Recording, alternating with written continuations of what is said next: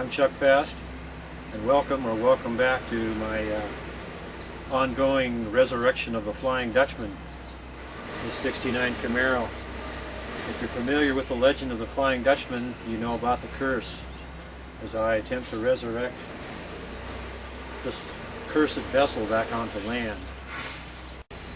So there's a pretty long story behind this, but at any rate, this segment here I call how not to paint your hot rod out in your driveway, so that you get a chance to follow along and see all my mistakes that I make, and hopefully learn from them. And hopefully you experts that are watching can chime in and help us out with some good advice. But at any rate, it makes it easier for me to understand how these guys end up spending $15,000 on their paint jobs. Mostly that's sweat equity that goes into those jobs. This one here, which is a lot of work but a whole lot less money, and that's the idea. Most of us don't have the money. I know in my whole entire life I've never had $15,000 to spend on a paint job.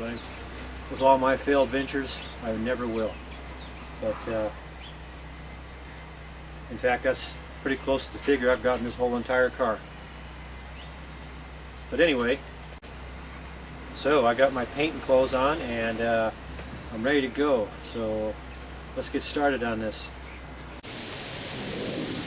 Okay, here we go with another episode of working on this Camaro of mine, which I call the Flying Dutchman. I should probably call this an exercise in how not to paint a car.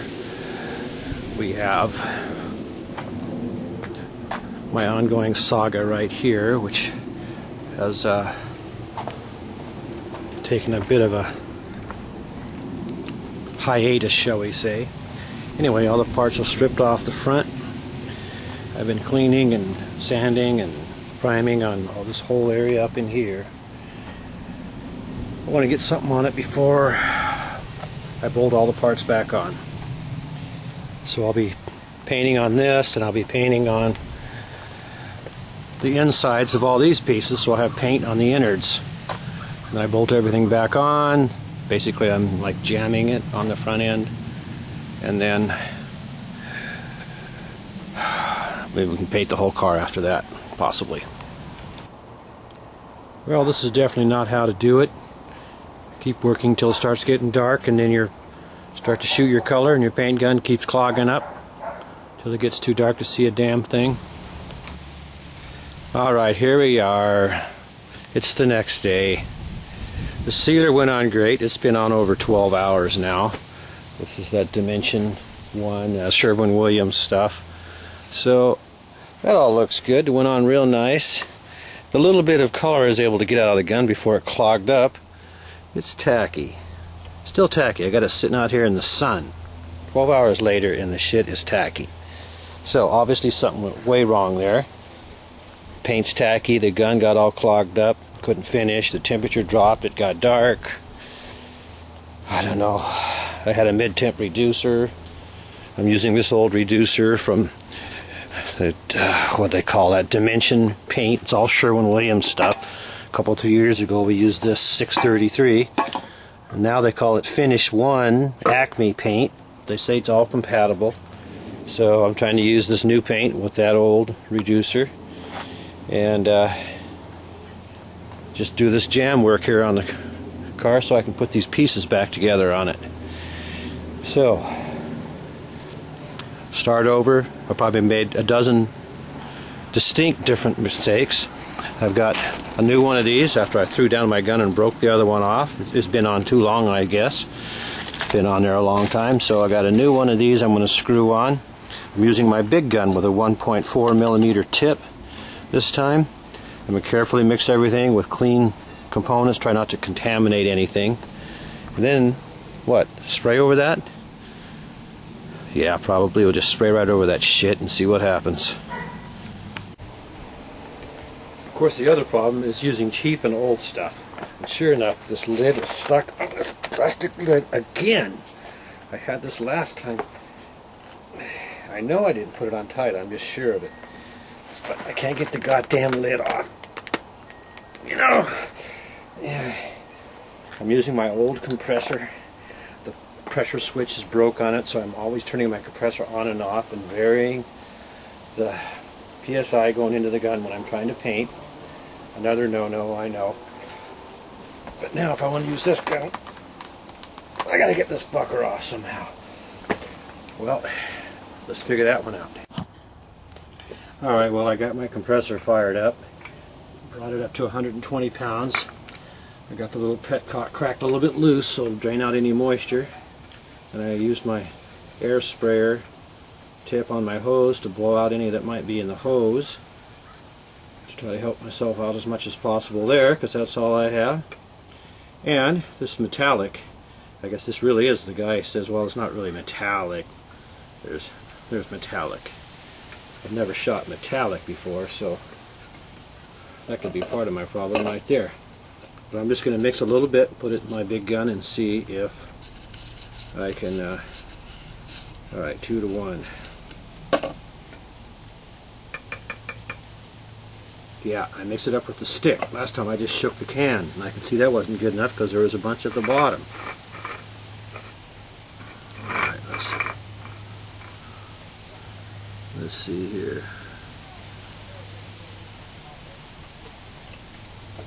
I got it splashed. Now I can't read it. Son of a bitch. That's all over. It's all over the side of the can. Now I can't read the numbers on the can. So how the hell are you supposed to do this? I don't think I got enough in there.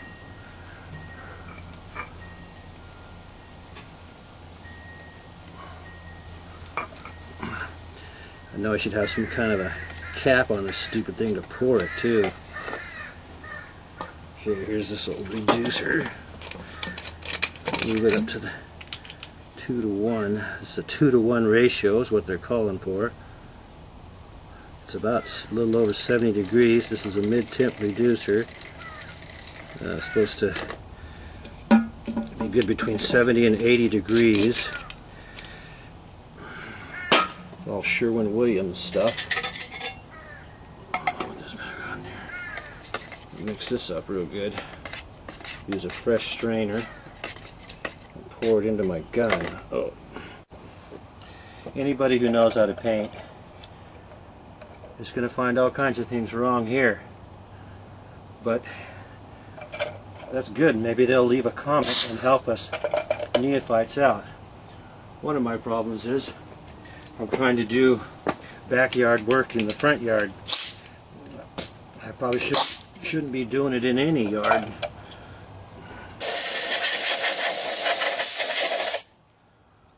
Okay. Alright, we got that all mixed up. I'll stick this here.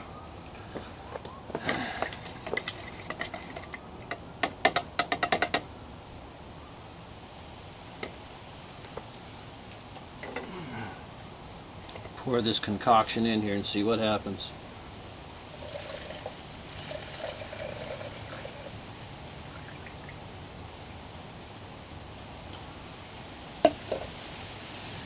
And there's a lot of stuff in there.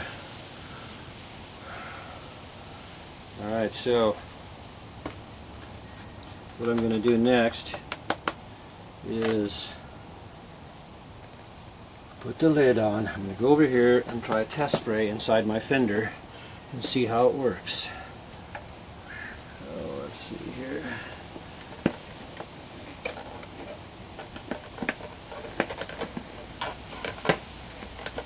God, this is so screwed up. It's a crappy lid.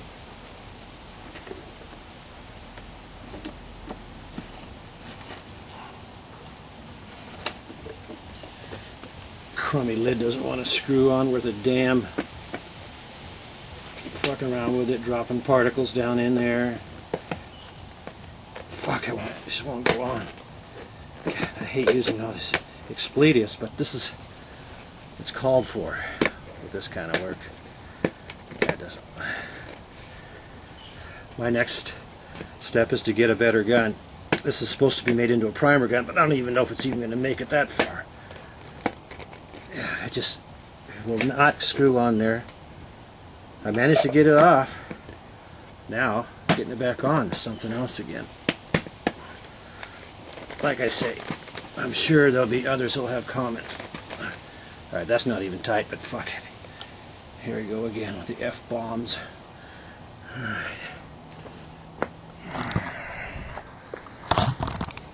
We're just going to try it over here.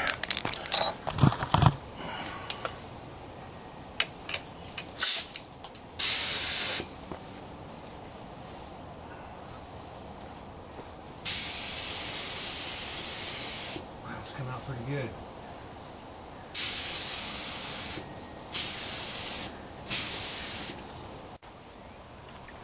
Okay, I've waited 15 minutes.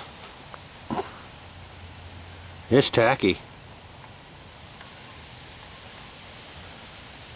That's tacky. Okay, about an hour went by. Still tacky.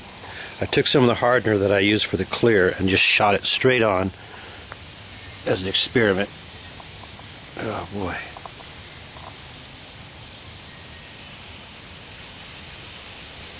It feels funny. It feels different.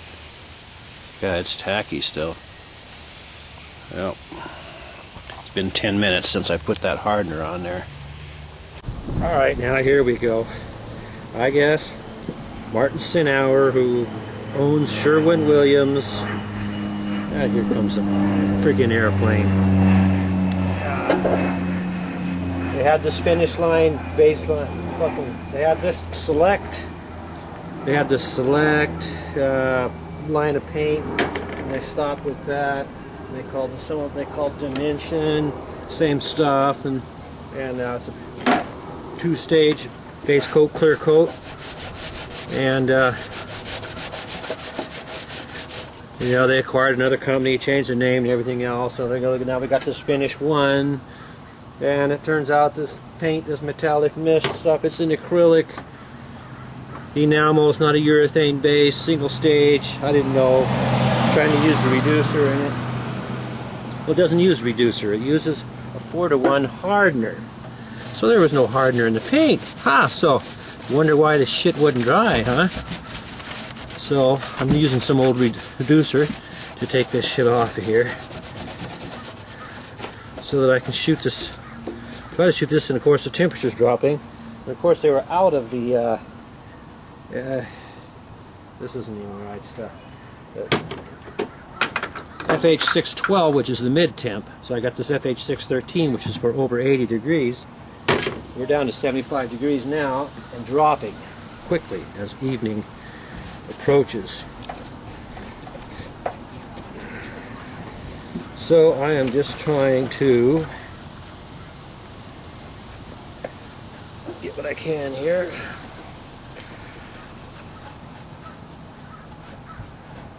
And I'm going to try to squirt some more of this stuff on. This sealer's been on for 24 hours now.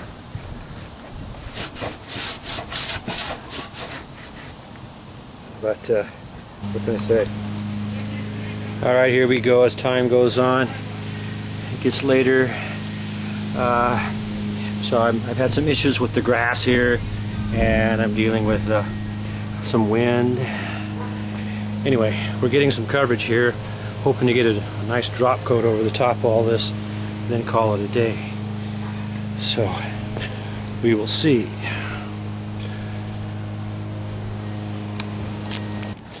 Okay, the last little bit. Got more moisture in the lines, I can see that. It's a little bit too.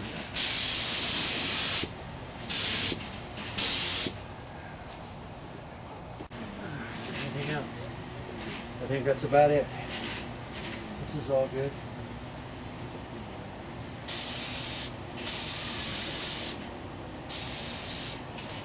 That's it, I used it up. Okay. We'll let all this dry now. It's 72 degrees. We'll just let this stuff sit here for a while. So coming up on 8 p.m. Got a little bit of daylight left. Anyway, the metallic covered pretty good considering this comedy of errors. So let's see how it all dries and see if I can get it all put away for today. So there we go. Let this dry for a while and put it to bed. Might just leave the rest of those parts out to dry overnight and get some sun in the morning. That's it for now.